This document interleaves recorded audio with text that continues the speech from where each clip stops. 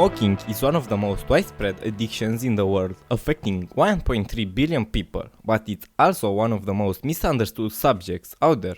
To really understand it, we need to understand addiction as a whole.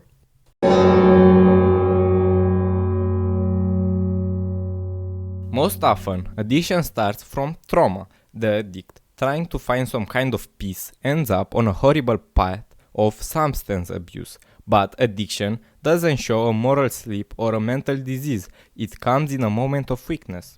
The other thing that contributes to addiction is the environment.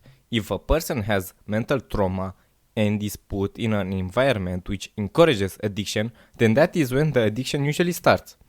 The beginning of an addiction starts slow with a person trying a novel thing, in our case smoking, then it becomes a habit, doing your drug regularly until finally becoming part of your personality.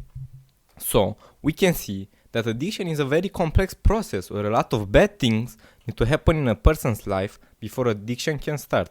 Even if you get over your trauma, the addiction can remain, and it usually remains because it's part of your personality and environment. But let's go back to smoking. Smoking feels so good because of a bunch of chemical effects on your body, such as the release of dopamine, increased concentration, increased heart rate, increased sensibility, and relaxation. But also it has some bad effects. The whole time when you're smoking, your body tries to go back to normal. You don't feel this while you have nicotine in your body, but once it's gone, you're gonna start feeling awful and not like yourself. Smoking basically makes every situation feel a little bit better. Smoking also comes with a lot of other benefits. It's an excuse for a break, and it gives you something to do with your hands. The whole activity of going outside, taking a cigarette out of its pack, putting it between your lips and waiting ecstatically to light it up becomes a comforting action which gets you away from the stresses of daily life. This makes smoking an activity that comes with a lot of other habits, which you probably didn't expect and to which you became attached. It also doesn't help that smoking often comes as a social activity, making it a bonding time and a possibility to meet new people. This environment and habits that smoking creates shadows every moment of your life, becoming a bigger and bigger part of your personality in a subtle way.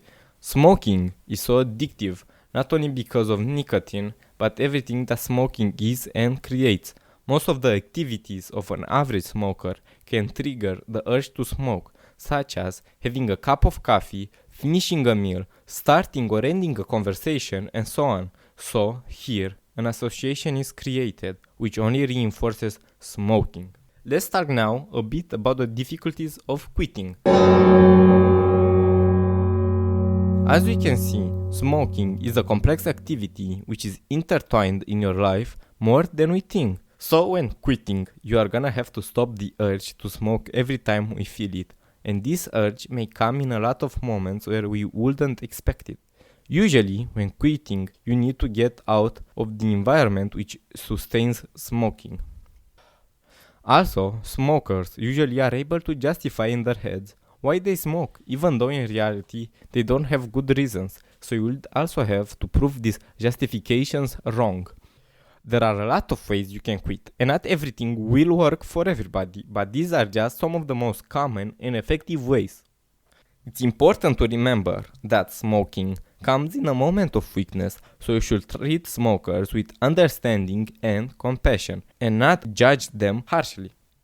Smoking causes a lot more problems than cancer. It slowly reduces your quality of life, and sooner than later it becomes a big stress factor in your life. We can't really know which is the best way to quit, but understanding smoking and the reason people smoke is important in quitting.